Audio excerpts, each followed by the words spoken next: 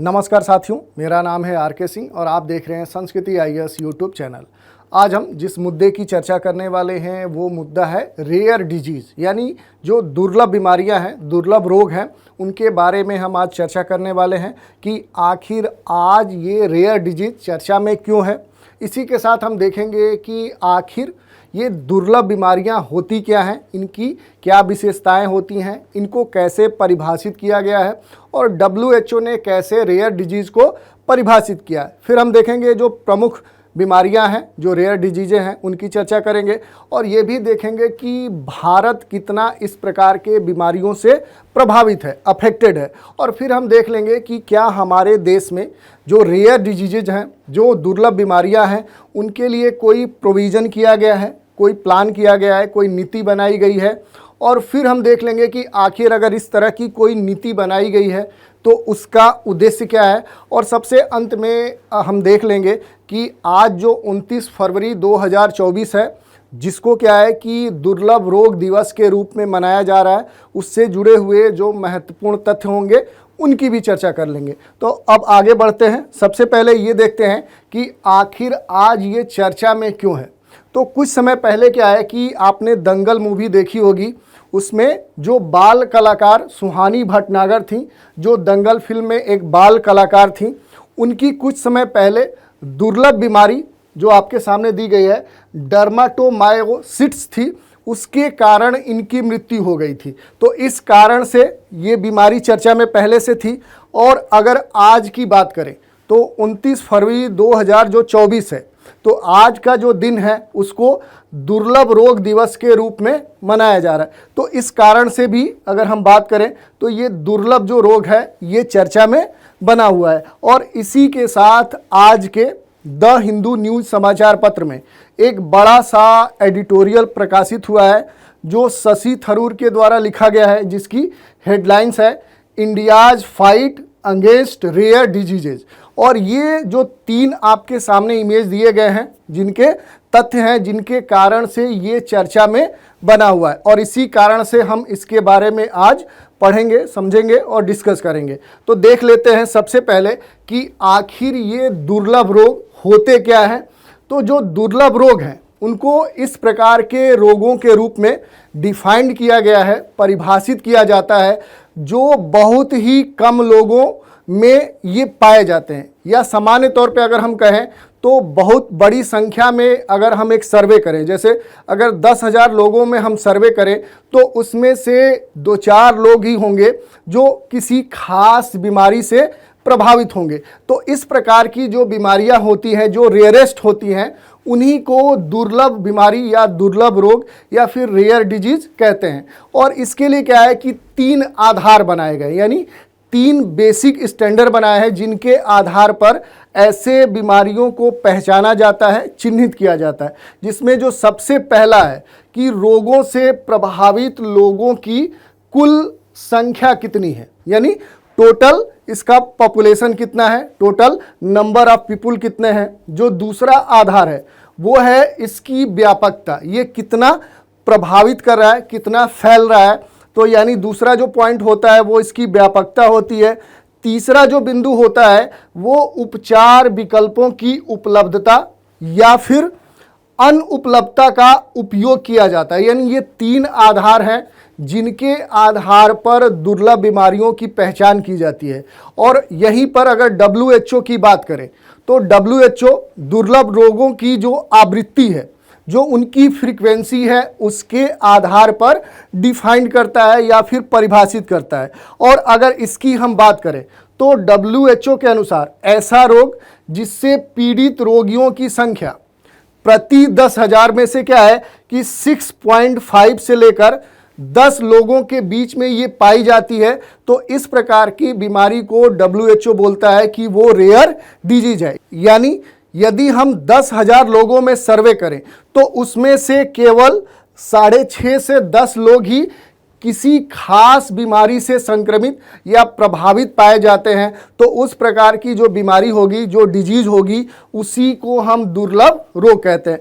तो ये हमने देख लिया कि आखिर दुर्लभ रोग होता क्या है। जो भारतीय दुर्लभ रोग संगठन है, इसके अनुसार दुर्लभ जो रोग हैं उनमें कुछ खास रोगों को शामिल किया गया है।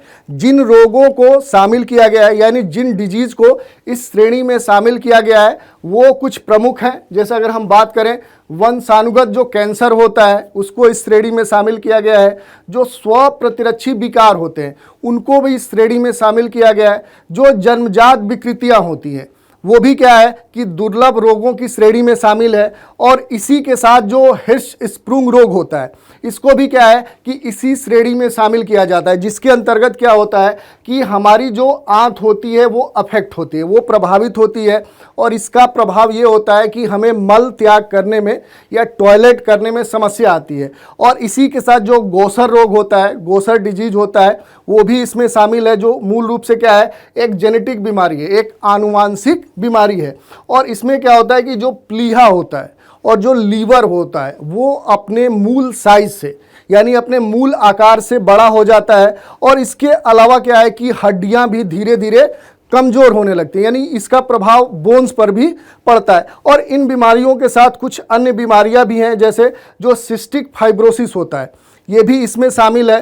जो मस्कुलर डिस्ट्रोफी होता है या फिर लाइसोसोमल जो स्टोरेज होता है ये भी एक बीमारी है जो इसी के अंतर्गत शामिल है। और इसी के साथ पोम्पे जो डिजीज होता है उसको भी दुर्लभ रोगों की श्रेणी में शामिल किया गया है। तो ये हमने देख लिया कि जो मूल रूप से क्या है कि जो रेयर डिजीज है उसमें कौन कौन से रोग शामिल किए गए हैं और वो किसके अनुसार हमने देखा। तो जो भारतीय दुर्लभ रोग संगठन है, जो ऑर्गेनाइजेशन है, उसके अकॉर्डिंग हमने देख लिया।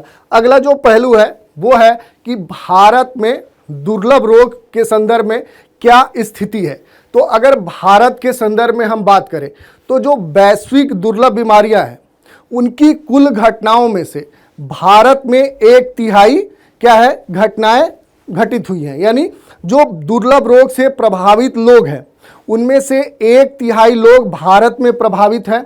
और अगर हम बात करें वर्तमान की यानी प्रेजेंट सिनेरियो की तो लगभग 8 से 10 करोड़ लोग भारत में इस प्रकार के जो रेयर डिजीज हैं उनसे प्रभावित हैं। और उसमें भी मूल रूप से क्या है कि कुल जनसंख्या में यानी जो इस प्रकार के रोगों से प्रभावित लोग हैं उनमें 75% से अधिक जो लोग हैं या जो प्रभावित जनसंख्या है वो किनकी है, वो बच्चों की है। यानी ये प्रभाव किन पर अधिक देखने को मिल रहा है तो वो बच्चों पर देखने को मिलता है। और भारत में अब तक क्या है कि लगभग 450 इस प्रकार के बीमारियों की पहचान की गई है या इनको दर्ज किया गया है। तो ये हमने देख लिया कि भारत में दुर्लभ रोगों के संदर्भ में क्या आंकड़े हैं, उनकी हमने चर्चा की। अब हम देख लेते हैं कि क्या भारत में इस प्रकार के रोगों के लिए कोई प्रोविज़न बनाया गया है, कोई प्लान या कोई नीति बनाई गई है। तो इसी के संदर्भ में वर्ष 2021 में राष्ट्रीय दुर्लभ रोग नीति 2021 सरकार ने निर्मित की थी। और अगर इस नीति की हम बात करें तो इस नीति 2021 के तहत क्या है कि उन सूचीबद्ध दुर्लभ रोगों के उपचार के लिए राष्ट्रीय आरोग्य निधि के अंतर्गत क्या है कि 20 लाख रुपए तक के वित्तीय समर्थन का प्रावधान है। यानी इतने रुपए के प्रदान करने की बात कही गई है जिनके लिए केवल एक बार उपचार की आवश्यकता पड़ती है। ये भी क्या है कि इसके साथ ये तथ्य जोड़ा गया है। और इनको क्या है कि दुर्लभ रोग जो नीति है यानी जो पॉलिसी बनाई गई है इसके समूह 1 यानी जो ग्रुप 1 है उसी के अंतर्गत सूचीबद्ध किया गया है। तो ये हमने देख लिया।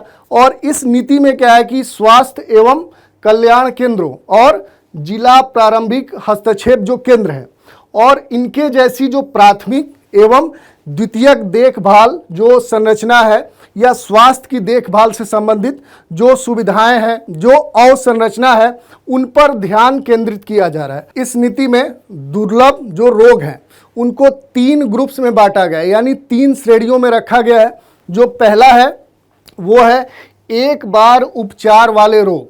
दूसरा जो ग्रुप्स है उसमें क्या कहा गया है कि लंबी अवधि या फिर क्या है कि आजीवन उपचार की आवश्यकता वाले रोग, यानी कि लाइफ टाइम उनको क्या है कि उपचार की आवश्यकता है।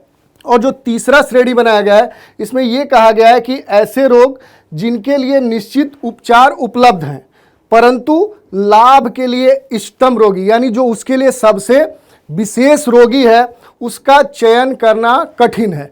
तो ये 3 श्रेणियां बनाई गई हैं जिसको हमने देख लिया। इसी के साथ क्या है कि इस नीति के बहुत सारे उद्देश्य रखे गए। जैसे अगर हम बात करें तो स्वास्थ्य एवं परिवार कल्याण जो हमारा मंत्रालय है वो इसके लिए कार्य करता है। वो मूल रूप से क्या कर रहा है कि जो उसका मूल उद्देश्य है वो है स्वदेशी अनुसंधान पर अधिक जोर देना और इसी के साथ इन रोगों की उपचार में जो लागत आती है उसको कम करना, मिनिमाइज करना और अस्पताल आधारित जो राष्ट्रीय रजिस्ट्री है उसको तैयार करना, या कह सकते हैं उसकी परिकल्पना भी इसी नीति में दी गई है। और इसी के साथ क्या है कि जो निदान सुविधाएं हैं उनके बारे में ये कहा गया है कि सुधार के लिए इन उत्कृष्ट केंद्रों पर 5 करोड़ रुपए तक की वित्तीय सहायता उपलब्ध कराई जाएगी।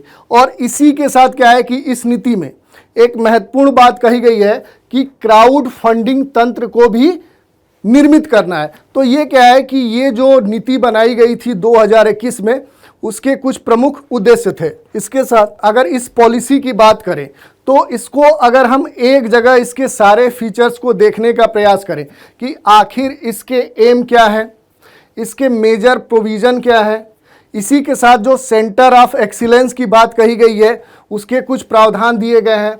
और साथ ही क्या है कि जो फाइनेंशियल सपोर्ट है यानी कि इस प्रकार के जो डिजीज़ हैं इनके लिए अगर हम बात करें कि फाइनेंशियल जो सपोर्ट है उसके बारे में नीति में क्या कहा गया है तो वो भी हम देख सकते हैं। और इसी के साथ जो नेशनल रजिस्ट्री है जिसके बारे में हमने बात किया वो भी कहा गया है। और फिर क्या है कि कंसर्न रेज्ड यानी इसके संदर्भ में भी इस नीति में बात किया गया है। अब हम बात कर लेते हैं कि आज का जो दिन है यानी कि जो 29 फरवरी 2024 है जिसको क्या है कि दुर्लभ रोग दिवस के रूप में मनाया जाए, रेयर डिजीजेज डे के रूप में मनाया जा रहा है।